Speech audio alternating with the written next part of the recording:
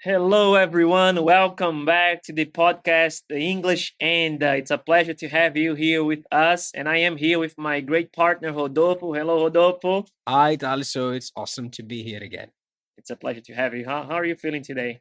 Pretty good. Got some great coffee by Podclicks. So thank you for that. And I'm happy to be here once again to talk about English, talk about culture, and many other things. That's awesome. That's awesome. Yeah, the coffee is tasty, right? It's a great one.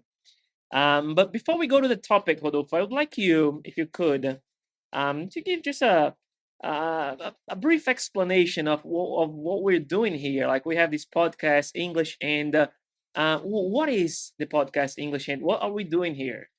So this podcast is an answer to many Brazilian speakers of English who sometimes complain that they find it difficult to understand podcasts in English.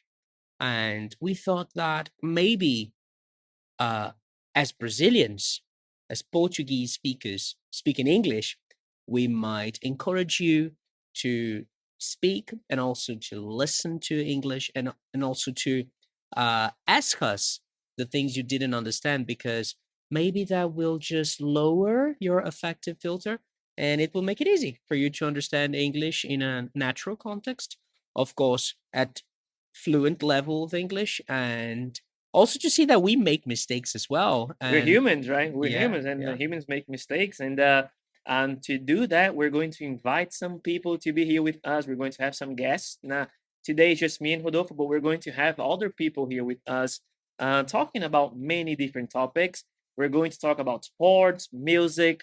We're going to talk about lifestyle, culture, many topics. Traveling experiences. We're going to share a lot of experiences with fun and relevant people here in our context, and you will have the chance to see these people also sharing some ideas in English, which will be very fun. A little bit of a challenge for them, but It's it will be true. nice, right? And soon when these recordings are out, you'll be able to ask us things and you'll also see Taliser and I clarifying the language we used as well, True. and which will make it easier for you to understand other podcasts, any other radio shows, and also our own show in future episodes. And why Thales and Rodolfo? Why the two of us? Well, we have known each other for a while. We've studied English together. True. We've taught English together.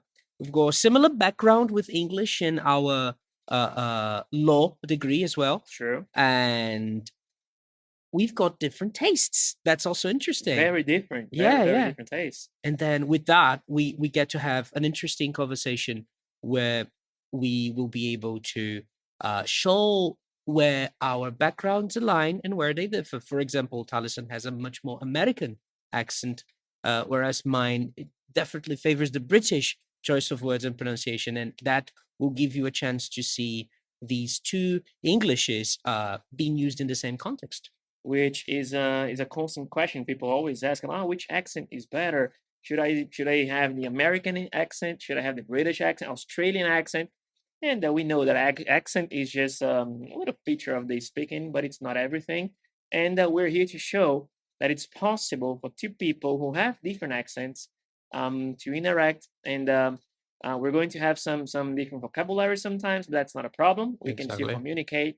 And this is one of the good reasons why we're here, and we can show you how these two different accents happen. And yeah, it's just one plus Yeah. of this podcast, Yeah. right? And we hope that by seeing two Brazilians speak English at a fluent level, you will feel emboldened and motivated to do so as well. That is true. And we're going also to give you some tips, some pedagogical tips sometimes, and also tips to help you when you travel, when you want to explore the world using English as a tool to do so. And today we're going to do a little bit of that, right? We're going to talk about Exactly. some situations, and I would like to know from you, Rodolfo, when you travel or when people travel, what kind of issues can they have in these trips? regarding The use of the language. use of the language. Yes. There are so many, and I think most of them happen here, right? Because when we travel, we already know the situations that we're going to face. And by knowing the situations we're going to face, we kind of prepare to them, but we also build up a lot of anxiety. What will I gonna say when I get to the what am I gonna say when I get to the hotel? What am I going to say when I'm buying something? What am I going to say when I'm ordering food or drinks in a restaurant? So I think these things are kind of they're stressful. They stress you out if you don't know what language to use or if you've never been through that situation. But I think there is one situation in particular Which one? that is probably the most Challenging. maybe anxiety-inducing one. Take And a guess. What do you think it is? are you talking about the beginning of the trip? Are you talking about something during the trip? Like when you come back? What kind of situation are you talking It about? certainly happens in the early stages of a trip. Early stages of Yes. Yes. Well, there is a moment you are on a plane, but I think that the conversation today on the plane is very basic, especially because a lot of flight attendants speak Portuguese when you travel from Brazil It's to true. another place. So I wouldn't say it's the flight situation. Probably when the flight arrives at the new Oh, country yes. and you have to get into the new country, and there is a sort of interview, a questionnaire at the customs. Exactly. And is that you're talking about? Yes, I think going through customs is probably the hardest part of a trip. I don't know. What do you think? Do you think it's the hardest? Well, to be very honest, I have some funny stories, but yes, it can be, especially when you don't know the language or when you don't feel very confident with the language, because sometimes you have to speak and you have to talk to native speakers, and Brazilians have this lack of confidence that they undervalue their English just because they don't have that natural accent. So they speak English really well, but when they have to talk to a native speaker, they just feel frightened and they just go blank, right? I think it's the underdog syndrome. Like It we feel like we're underdogs and we feel judged by them. But I have to say, I am puzzled, mystified by people who don't know how to speak English at all, but they still travel and they travel a lot and they don't care if they don't speak English. And I find this amazing. I think that that's the sort of attitude I think you should have at first if you travel. You shouldn't feel frightened. And I really admire, I've had like very elementary friends and students who traveled to the US and asked them, so how was it customs? How was it passport control? Because I just showed them the information they wanted and it was okay. I was like, and how did you proud of you. understand what they wanted, right? Yeah, how did you get it? How Yeah. did you get it? That's surprising because when I first traveled when I was a kid, I did it with my family and they sorted it all out for me. So I didn't have to do anything. I was a kid. Then by the time I was a teenager, I could already speak English, so I could sort it out myself. So I have never been through the situation where I didn't speak English, Neither have I. Yeah. but I have been through the situation where I didn't speak French Oh. and I had to go through customs. And it's a very scary moment, because look at this picture here. Look at this. Look at this image from this moment. Look at that. The guy is a little scary, isn't he? He's looking at you, he's judging you, That's he's the looking at your sort of face passport you like, would expect, yeah. are you a criminal? Look at that. So you had this issue with the French language. How was it? I've had this issue with so many. Do you languages remember? already. Do you remember the first time you traveled? I do. I do remember the first time I traveled. I was abroad with my family, an aunt and an uncle, and I think it was 8 or 9. They sorted it all out. I didn't have to do much. I remember there being some issues with the fact that I wasn't their son, and they had to show a lot of information and Did the documents. agent look like you? Like, oh, sorry. Oh, No, okay, that's that not you. That's happened. no. It happened. Well, they did have a stern looking face, and they did look like they were going to reject. I think that's probably part of their training. I think just if you look that I intimidating, think they are trained to be intimidating. So, you feel it's police, yeah. Yeah. Yeah, sure. Shouldn't they be nice since they are like the welcoming door to the new country? It's It's like a the first it's a contact great you have. point. Yeah, I think that the first contact you have with the country is once you leave this part, like once you're out of this Okay, so area. it's like, okay, oof, I'm finally here. Yeah, I yeah. finally am here at last, as people say in the British Here, accent, here right? at last. And well, about the French, the first time I went to France, and I didn't speak the language, and it was clear that the immigration officer did not want to speak English at all. So he would be pointing at things and asking for things. And I have a vivid memory of after entering the country, after leaving immigration, going through customs, I thought to myself, I am never going to come here again without learning French. So Really. yeah, I had that feeling like, But did you have any ready sentences like some people do in English, like they travel? oh, I did. I had one. You had like bonjour, I je ne had parle pas Je français, ne parle pas français. Hein? je m'appelle Rodolphe. Oh, it was Rudolph, basically yeah. that. Yeah, yeah. Parlez-vous anglais? And then I will try to speak Parlez-vous English. anglais? Merci, merci beaucoup. Yeah, Au revoir. that was basically it. That's all. That That's was what I know. basically at the Yeah. time. It was basically it. Actually, today, that's all I know. Uh, Yeah, that's no, all I use. I think I can handle a passport control today situation in French because it was so traumatizing. But it's good because it was motivation for you to come back It and learn the was. language, It right? was. It Some was. people would just block, but you came back and you said, no, I gotta learn from this situation, which is exactly Yes. what we should do when you have a challenging situation. We come back and we just turn that into motivation, and we set a project, and then now you can go back to France and you'll be fine. No, not just that. I want to go back to France. I want to find that exact guy. The same The one. same guy. I want to The same- go the through guy that looks like this that one. guy. Yeah. I want to go through the same guy in immigration control, and then I'll talk to him again and say, "Do you remember me?" No, I'm back here. I'm back. And this is what I am Now today. I'm gonna talk in French with you. I'm gonna Something like interview that. you. Yeah, I'll interview you. But I've been through so many situations like that. I've been privileged to have many opportunities to travel abroad, both alone and with family and partner. And I've been through a few. I'm gonna share a few of these weird situations. Have you had any funny or Well, complicated stories? yes, yes. Actually, the first time I traveled abroad, I was 15 years old, and I traveled by myself. I was totally Wow. alone. However, I was traveling to go to an exchange program, and I was traveling with the coat with the Rotary symbol and the Brazilian flag. So everybody knew. They didn't know me, Okay. but they knew what I represented. So Okay. it's Okay. like Okay. it's like you travel and you are. I traveled as a mini ambassador of my country. So you had some sort of protection I was already. I was kind of on duty when I Okay. traveled. Okay. But then I was like in doubt. If people asked me at customs, like, are you traveling on holiday or vacation or on business? I didn't know what to say because I was going there to study. But then I had some preparation from other people who had already been on this situation, and actually it was not an issue because when I got there, they saw my blazer, they saw what I was representing, and they said, "You can go."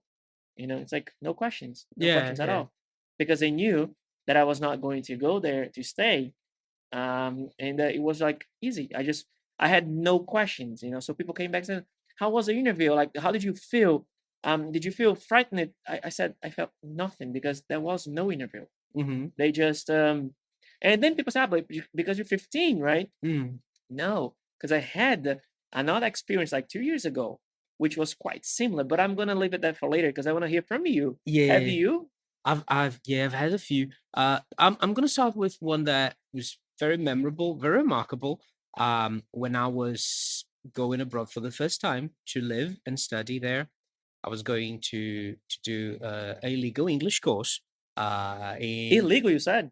an illegal, Oh, no, legal English. a legal Oh, okay. I English thought you said course. illegal. No, yeah, but everything was fine. Okay. Papers were all above board, and um, I don't know if you remember in 2008, I guess, or 2009. I think it was 2009. There was this volcanic eruption in Iceland I do remember that. Yeah. that sent ashes Everywhere. everywhere. and basically all flights were cancelled in Europe for a while, and that was exactly when my course was starting. I was emigrating from Brazil. I managed to get there, but I had to take several connecting flights in order to get to the UK, and that was the issue. Because you had to go into many different countries. Several different countries for just a couple of hours or days, and And how do you explain that to an agent? Right? true. So the moment I get there, immigration officer had all the documents. So I'm going to study for this amount of time. I'm going to be here, and suddenly I've got like 7 stamps in my passport for the last, I don't know, 5 Like, days. I was like, what's that? And of course, as much as I could explain the situation, they had to like really go through a series of questions.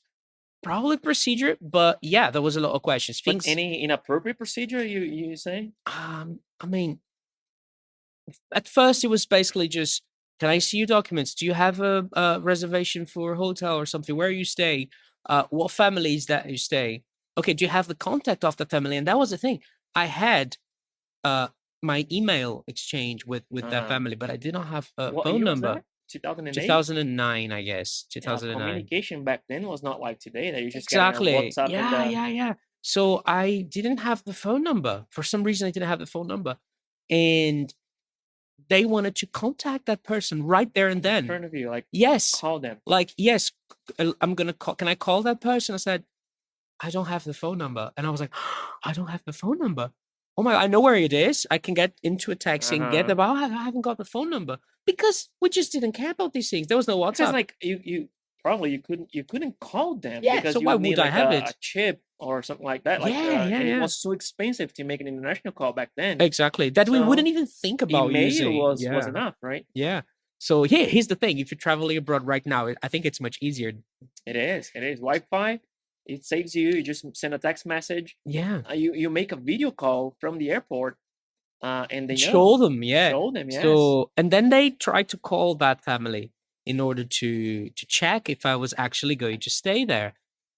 But they couldn't reach them because it was 5 a.m. It was really early in the morning. Even for British people. Yeah, I was like, that's too early. You won't be able to talk to them. And I actually could speak English quite well at the time, but that still didn't convince them.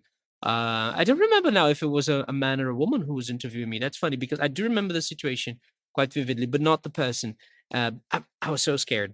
And at some point, they asked me to show how much money I had because I was going to stay for several months. Which is a typical question. They usually ask you. It is, yeah. You should be ready to, it should be at the tip of your tongue how much money you have, how much you can spend, whether it's your credit card, whether it's the cash you bring. Travelers check that people use a lot nowadays as for safety measures. So if you lose it, you just cancel, get a new card, right? Exactly. But you should be able to show at least your intention of how much you're going to spend in a statement, period, right? In a statement, like your bank statement to show these things. I had those things, but the funny thing was I couldn't understand the question because when they asked me, I thought they were asking me whether I had money or not. And then I kept saying, yes, I do. Do you know when someone asks you, is it going to be credit or debit? And you say, yes. That was kind of like that. So they asked me if they could see how much money I had, but I couldn't get the question. It was something like, you see the amount of money you have? I was like, yes, I have money. Did you panic like when he was insisting? How did you feel? You panicked. The person kept insisting on the same question. How much money you have? How much money you have? And I couldn't understand the question. At some point, they said, how much money do you have? But they were nice. They spoke slowly because they saw they were not nice. They were not nice. They were not nice. But they spoke slowly, like they saw that you couldn't get the question. So they said, okay, so pedagogically speaking, I'm going to speak word by word. Yes. I'm not going to do the connected speech here. And he's probably going to get my question. Yeah. So and you did. I did. So I've got, and I started like getting money and counting in front of them. And they did ask me to count the money, and it was really different. That was not the first time, though, I was asked to count money in front of an immigration officer. Yeah, I'll get to the other one. So that never happened to me. I never had to count money in front of an agent. Like never. I think maybe because when you first traveled, you had like some authority, like protecting True. you. So Yes. yeah, Yeah. But the other times I travel, they never ask me. yeah, Actually, they never asked this question. How much money you taking? How much? yeah. They never asked. And I know that this is a typical question. I don't know if I look poor. So they said, I'm not even Don't going say to buy. that. He's a teacher. He's a teacher, I'm not even gonna ask. Yeah. I think that that question is generally preceded by another question, which is, and then you should prepare for this question, which is, do you have means to stay here? Do you have something like along those So people lines? don't get this question because of the vocabulary that we don't teach this at school here. Maybe, And then they maybe go more in depth. straightforward. Yeah, they'll Right. just be very I specific, mean, very they are straightforward. not straightforward at first because they ask you if you have the means, Yeah, but then you don't understand. yeah. So they say, hey, how much money do you have? Do you get this question? Yeah, I think what also happened was that um, because I was going to stay for a long period and I was not being sponsored by any public education there, then they must have thought, okay, so this guy's paying for most of the things he's going to do here. So how is he paying for this? Which was not my case because I was being sponsored Exactly. by Rotary. And Exactly. I had a letter like of invitation. I had all the documents. And then like maybe that's why there was not even a question, right? Probably. So you should be prepared to answer questions like, do you have means to stay here? How much money do you have? And if I can give you another tip, whenever you buy cash from a currency, I forgot the name now, from Exchange an house. exchange house, keep those receipts because those were really helpful to me twice. Because I only had to show those. Okay, so this is the amount of money I bought because it comes with all the notes described. You've got the numbers, the numbered notes, and that gives you a And lot. that's actually a very good tip. You know why? Because some of these exchange houses, they were printing some fake bills There you go. or notes, if you prefer. Yeah, You yeah. know, but they were doing that, and then I have heard of people who traveled and they tried paying for something, and people rejected those bills, and the police comes because it's like fraud. They don't know that it was not you. You bought from somebody else. So it's good. To be very honest, if I can give one tip, when I travel, I always buy money from the bank. I never buy from Exactly. exchange houses. Exactly. Sorry, the exchange houses, they might cancel us right now, but because I've heard so many experiences that I prefer to pay a little bit more, but because the banks print the money, so you are the first user of that money, right? And maybe we would like to have some exchange house representative to explain to us a few of these things here Well, in the they'll be future. nice to That have would be some of them. They interesting. might convince me. They might They prove me might wrong, prove me wrong. and I'm gonna buy from them. which is Yeah, good. I've bought money from both, but I've mostly bought money from banks themselves, especially because today with their apps, you can book how much money you want in advance, and they will save that money for you, and they will keep the exchange rate. Even if it goes up in the next 48 hours, you still keep the exchange rate you had before. So that's my What tip if to it you. goes down?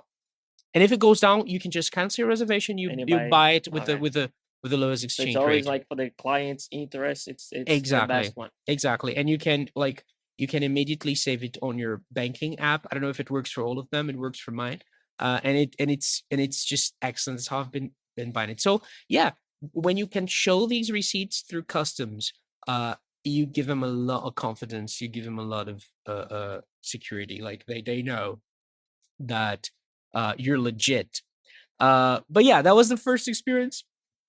Eventually, I was able to go through. But I was going to ask you customs. this: they let you go through. They saw your Yeah. papers. They understood the situation going from country Exactly. like a ping pong of countries, and they said, "No, you're fine." You convinced them that you were legit, that you were Exactly. legal, not Exactly. illegal. Exactly. That was the first one going to the UK where I had a few problems. But it's interesting because I have traveled by train around Europe, and I went from country to country because I would, for example, um, sleep in Italy and wake up in Germany, and I was going from a country to another country by train, but they never got my passport. Actually, they did once when I was going from France to Austria, and it was funny because we traveled very early in the morning, like 6 a.m., and I was traveling with my brother, my wife, her mom, and her grandmother. And I had my brother's passport because my brother is a little clumsy. He loses everything. Okay. So I was keeping his passport. to avoid further problems. And my brother sleeps very, very easily. So we were traveling. Of course, we booked one of those cabins with 6 beds, and we put all the luggage in one of the beds, and we were just laying down, and we could travel very comfortably. And my brother fell asleep, and the agent came and he asked for for the passports, Mm. but he didn't even stamp the passports. Mhm. So my brother woke up later. He saw his passport was not in my bag, and he looked at his passport and he said, "Wow, funny. People don't even look. Are you going from one country?" I said, "No, they did. They looked, but they did not stamp." And but that was the only time. Like when Mhm. we went from Austria to Germany, from Germany to Italy, from Italy to back to Germany, from Germany to the Netherlands to France, and that they never checked and they never actually stamped the passports. I think that once you're in the Schengen area, then I don't know if there is the requirement for them to be stamping those. So Uh, maybe you've probably you've gone through passport control once you were in European Union, but then after moving from country to country, it's probably uh uh it's arbitrary. They can do it whether they want it or not, just like a random I check. wanted them to do, because I wanted to come back with my passport full of Yeah, stamps, it's the and album. there was It's only the one. album feeling. Yeah, I know the feel. I know the feel. I was frustrated, Yeah. disappointed, like, come on, just one stamp. There's a point in the travel where the place doesn't matter. It's just a stamp. Exactly. I know the feel. I know the feel. Have you had any other cases of passport control mishaps? Well, 2 years ago, I traveled before the pandemic. Actually, I went to the United States with my wife and my daughter. She was 1 year old. Yeah, one.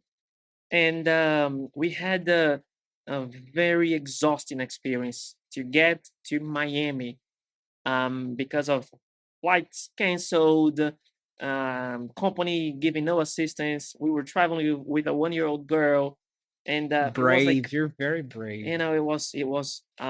I mean, everything was pointing to the perfect holiday, but it started actually completely the opposite. Then it was wonderful, but when we got to Miami, there was not even a preferential line, because I was with a 1 year old girl. And long story short, we were supposed to arrive in Miami airport to get a flight from Miami to New York, the three of us. With the flights canceling and changing from one company to another, because we were going to travel by one, and they put us in actually a much better company. Later, we traveled in one of the best aircrafts we could, but we arrived in Fort Lauderdale, which is like 1 hour from Miami Airport, and we did not have a good window to go from Fort Lauderdale to Miami Airport. We had a huge risk of missing this flight, which was not going to be a huge problem because there are flights going from Miami to New York every hour. So I would just have to pay for 3 new tickets. We would get there. I would come back here, sue the company, get my money back. But it was going to be a huge Yeah. headache. When we arrived at Fort Lauderdale Airport, I asked the little police officer there, like, if we could just move forward in the line because I had a baby daughter, and they said, "But what does that mean?" No, because she's like one, so can we just skip the line a little bit? She said, "Why?" So they don't have this. We have, right? Yeah, it's Pregnant true. women, Yeah. when you have young babies, you can just move forward, but we couldn't. And we were very short of time, very, very short of time. And then when we finally got to the interview, the agent said, "Hey, good morning. How are you?" And then I said, "You know what? I'm not going to lie. I'm not going to say I'm Tired. You doing said well." I'm tired. And then I answered him. I said, "Do you really want to know?" "Well, I'm having a horrible day. Actually, I'm finally here, but it always started back in the departure airport. They canceled my flight. I was with my daughter. We got there like 4 in the morning, Ooh, and did you really? You I did, vented. I did. Okay. They canceled my flight. They put us on another flight. We came here, and I have another flight to catch from Miami Airport. So I'll probably have to, go there, and I have like 1 hour to get there." And he said, "Oh, I'm very sorry. Wait." And to make it worse, my daughter's and my wife's passports, they were going to expire in less than 6 months. Holy. That which is not an issue, I know, but but it they can need, be. It yeah, can like be. they need to put a warning that Mhm. you have to go back to your country because you have these 6 months possibility of staying in the United It's States, true. It's true. but we would have to come back Before, before because yeah. of the expiration dates. But then the guy was super nice. He said, there is this issue here, but what I'm gonna do is I'm gonna take note of this and I'll do it later, because if I do it now, it's gonna take a while and you're gonna miss your flight. And do not get the bus. Just get an Uber and ask him to go through the Paul lanes, so he will pay a little more. You can even pay him a little Yeah. extra, but then you will get there. So again, the only question was, "How are you today, sir?" What? I have to travel with you. We're so lucky. Like, I mean, I was just honest, I said, "I'm not gonna lie." oh gosh, I think if I said that, I'll go to the little room again, like like to the side Maybe because room. you're bald. Yeah, I think it's prejudice against bald people. Uh, I bald that time? No, I was 16. I think I still had Yeah, you still hair when I something. was 16. Well, yeah, but it was amazing because he helped us, and he was American. But he was extremely nice. Not the American people are not nice; they are, at least from my perspective. But he just helped us a They lot, are really nice. Yeah, I think they mostly Americans are generally nice, especially towards Brazilians traveling, I Yeah, guess. we're fun people, right? And I think it depends a lot also on where you're going in the US. Uh, Yeah, and like and maybe how you're going, because I think by now there is a perception that Brazilians are noisy, are maybe a bit cocky sometimes, lawbreakers. lawbreakers.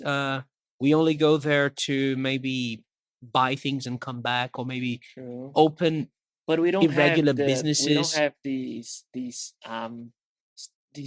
thing of stealing their jobs, That's true. which is something that they hate. That's why they don't really connect with the Mexican people, because they say a Mexican, and also some Asian people, because they say they go there to steal their jobs. Yeah, and I think it Yeah. has to do with with prejudice at the end of the day, because Xenophobia.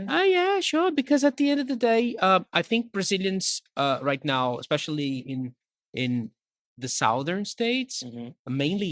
mainly Florida, uh Brazilians are indeed working the same jobs traditionally worked by Latin Yeah, Americans and Mexicans, or that's true. or That's that. true. So I don't know. I think it's just perception at the end of the day. Yeah, but then like at this with this experience, everything worked fine. Actually, I there was a driver from the airplane company waiting for us there, and he was holding like a card. I was traveling with two other friends, but my friends were not going to New York. They were going to Orlando because my friend was pregnant, and they were gonna do a lot of shopping there. Sure. So Yeah. Yeah. we headed to New York and they headed to Orlando, and they managed from the airplane to change the pickup location where they were going to get the rental car. And they went from Orlando. They didn't have to go to Miami Airport. They went to Fort Lauderdale straight to Orlando. They took some of our luggage because we didn't need all of them. And the driver from the airplane company was there waiting for us. And I said, "Look, I cannot wait. I really cannot. Like, I have to go right now." And then I gave him some extra money just for him to go. And he did. He took the Paul lane. So it did work. You did follow his advice. Oh, I did, because he was so nice to me. So I'm Yeah. gonna actually he told us to get an Uber, but this guy said, "I'm leaving now," and he said that I will make you arrive there In time. in time, and I did. But like when we got to New York, we were the last people to board. We got we couldn't even choose our seats. You know, they put my wife in the middle of the airport, and I was at the back of the airport. Later, we managed to get new seats because the lady who was sitting next to The me airplane. in the airplane. The airplane. Yeah. Okay. The lady who was sitting next to me, she said, "Hey, how are you?" She was nice too, and I said, "You know what? I was just honest, and it You're was gonna be nice. honest again. I'm gonna tell the same story." I'm not happy. I Which did was a that. true story, and I did. And then she called the flight attendant, said, "Hey, can they sit over there? Because there were three empty seats, which are reserved for the She crew." vouched for you. She did. She said, Ah. "Look, it's not that I don't want you here, but I don't want you to travel far away from your 1-year-old daughter and your wife. So I will ask them if you can sit there." And so, "Oh, thank you very And much." it's funny though. The one of the fun parts of traveling together is being together. Like even in the airplane, you want to be. And it was better that we were together because we had the worst flight we've ever taken. But that's stories Jesus. for another day. Yeah. We talk about Because bad flight experiences. Yeah. but it was the day I thought that I was gonna die. Literally, Being on a plane, it can really suck I sometimes. am a little Yeah. afraid of I am. flying, I've never overcome this fear. Me neither. I don't Never. take medicine to travel, not at all. I know that I fear even more now that I have 3 kids, Yeah. It's true. I thought I was going to overcome eventually, but I didn't. So, But it's usually the other way around. Like people are not afraid and they become afraid. But there are some courses I can share with you later, some tips on how to. I mean, when I am on the plane, people they cannot tell that I am afraid. I look like a regular yeah, traveler. sure. I look all But right. inside, my hands are sweating. Yeah, I'm thinking all sort of crazy stuff. Yeah, First turbulence, I'm like, but people don't see Yeah. it. But we can talk about this especially when another episode. we get that sudden those sudden falls. You know, like when And when they you get lose like altitude, right? when you losing altitude. Exactly. When we've got like those hot air bubbles. I don't know, like when True, you go yeah. through a hot air bubble and then the plane suddenly falls. Holy but Jesus, it's the worst. I can handle turbulence. I can't handle those. Can you handle when the max come down? No, yeah, it's happened twice already. Oh. Yeah, but then Well, okay, you're here to we'll tell talk the about story, so, yeah. So you're talking about shopping, that some of your friends they were shopping abroad, and I have a horrible customs experience because of shopping. This year, at the beginning of the year, I was traveling to France and Portugal, and I thought to myself, hey, that's a good opportunity I'll have to update my computer, because I was in dire need of a new computer in terms of specs and using more demanding software. And so I saved money, I sold a few things, and I bought Eros, and I checked the price of that computer I wanted in France. And I was really excited because, okay, so I'm going to France, I'm going to buy the computer, I'm going to spend the travel with that computer. So I sold everything, I had work to do, got to France, and there comes the realization that the keyboard Oh God, in yeah, it's France all different. is different. They don't have the QWERTY keyboards like QWERTY that we're used to. Yeah. It's a ZERTY. What the hell, French Yeah. people? Like, how do you type? Wow. And so I go to the store, I go to the Apple store, and I get there, and I'm happy. Oh, yes, all that money, I'm going to spend all that money. And keyboards are different. So I thought, no, they probably have the European keyboard in stock, right? Who wouldn't? Hi, excuse me. wouldn't. They didn't. They didn't. No, we don't. We don't have it. We don't have it. What? No, we don't have it. Vous avez différents keyboardé. I forgot the word now. Oh gosh, I forgot the word. I'm sorry. Anyway, I'm just getting confused. anyway, yeah, we can go on forever with these French jokes. And they didn't. They didn't have it. It was just a ZERTY, and I was like, I lost money in the exchange rate, right? Because you have taxes and everything. I couldn't get that money back to Brazil, because if I brought that money back to Brazil, it would mean that I would lose again money. Because you would have to sell for a lower price than you bought, so Exactly. you lose twice. You lose buying and selling. I would lose it twice. We had already been through Portugal. Not to mention the price of the computer here, which and would the have price to pay would almost be much more doubled. expensive, and I needed it urgently because I had to do work while traveling. And then what did you do? I was like, I was going nuts because these things are expensive, and it was a lot of money. I was like, what am I gonna do? So I checked. I was in Paris, and I checked how much is this computer in London, because you did not. Oh my goodness! Now I remember. Yeah, you told me that story. Yeah, I did. So because I had just bought, or I was going to buy a new computer. Yeah, I told you. Yeah, I was. And then you told me, you like, have no idea what I did. So we were traveling. true. It was like 11 p.m., nearly midnight. Everybody was sleeping. We were in this Airbnb. My mom, my partner Bruna, and my brother. We were sharing this amazing Airbnb in Paris, and it was 11. I was half asleep, and I was like, in the calculator, checking the pound against real, against euro.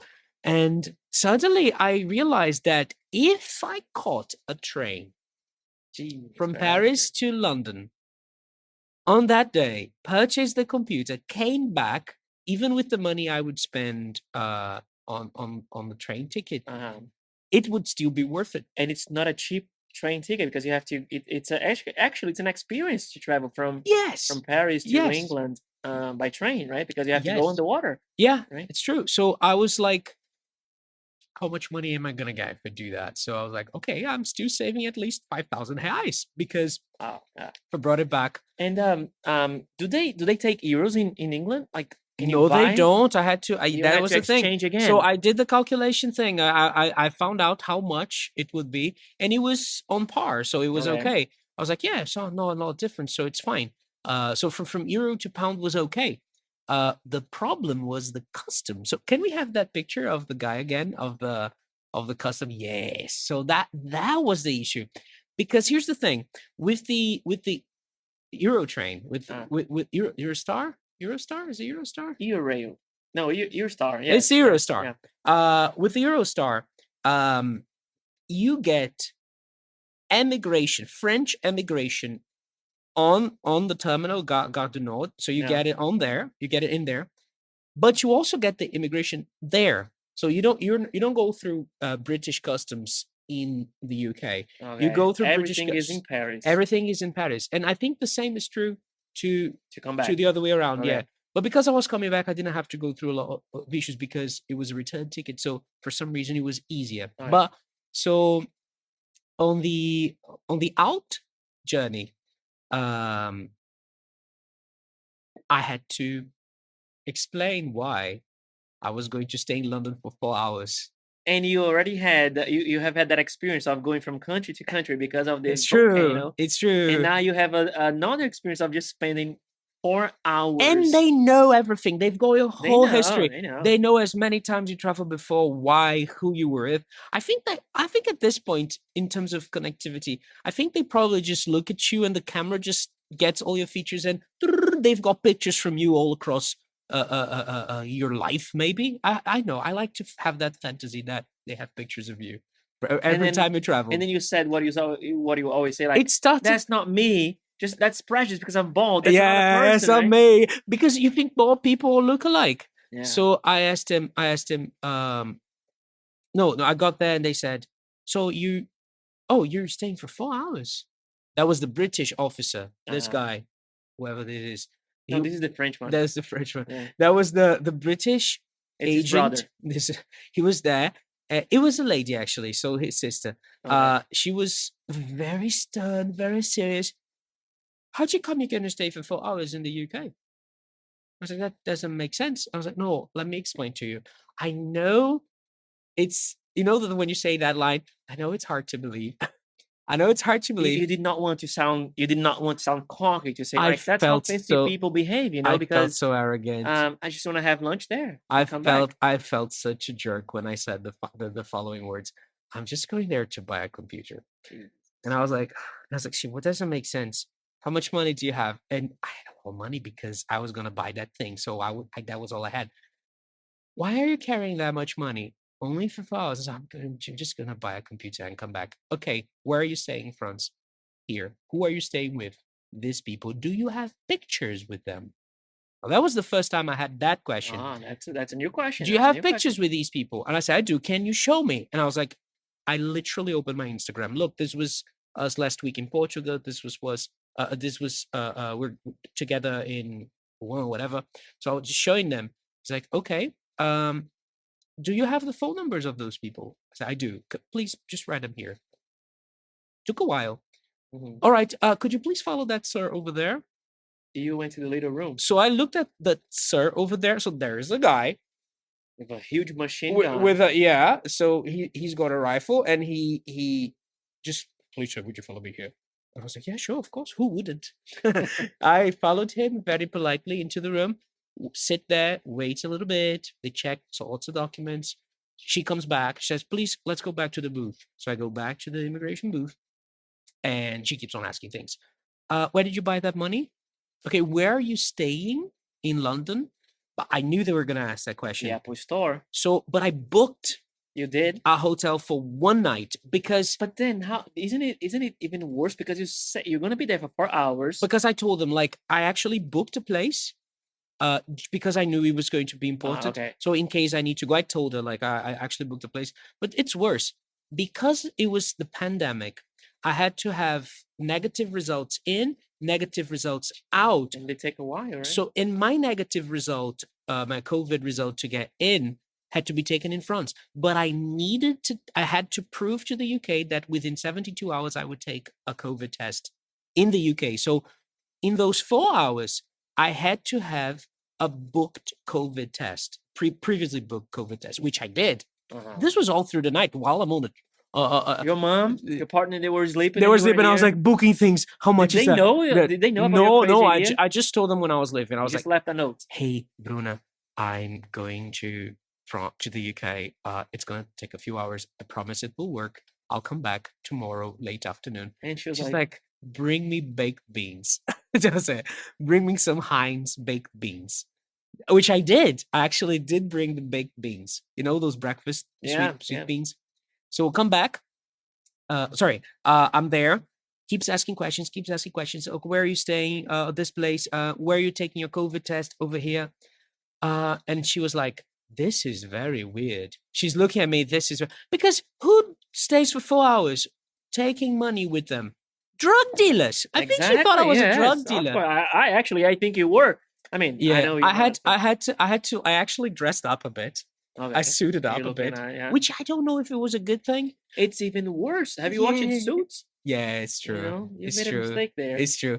So at the end of the day, what helped me out was the fact that I had previously booked an arrangement at the Apple Store because you have this thing where you can book with a sales expert. Sure, yeah. And I said, "Oh, I also have booked this," and she didn't know what that was because you know that that's not valid for anything. That is no official document.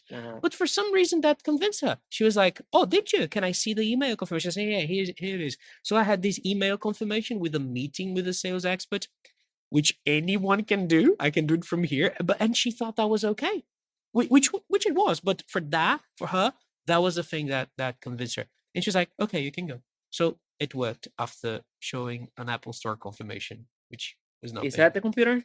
That is the thing. Yeah, that is the thing. Yeah. Nice. Yeah. It's good you brought it so we can see it worked out. It worked. It worked out fine. Yeah. But I was a little afraid because that was the first time I was taken to the side room with the guy with the gun. And I thought it wasn't going to work out. Well, I'm glad it did. Yeah. And that's a hell of a story for us to wrap up here today. Yeah. My goodness, time just flies. Yeah, and I feel like it's a bit. I apologize. It's a little white people problems at the end of the. It happens. It happens. I hope it does. And it was good that you shared. So I'm sure you will definitely learn some tips from today. And we're here. It was very nice, Rodolfo, talking to you about these experiences. It was nice to share some of these. It is certainly a moment that people feel a little frightened, a little scared, a little anxious, and it is something I'm sure we helped somehow. Yeah, and I think it's good that you feel a little anxious because if you worry about that situation, you prepare, and you should bring every document you need, bring all the evidence you have to show that you're legit. That's good. Maybe don't be bold. It didn't work for me. So people, thank you very much for being here with us today. I hope you liked this episode. Rodolfo, thank you very much again. Thank you for being here with me. It was awesome. We're here next week again. Next week again. Today, how can we call the episode of today? I think English and the customs. English and the customs. That's a perfect name. There it is. So people, if you're traveling, watch this episode and get ready for the interview. Be ready to answer these tricky questions and have fun. Thank you very much. Have a great day, and I'll see you for our next episode.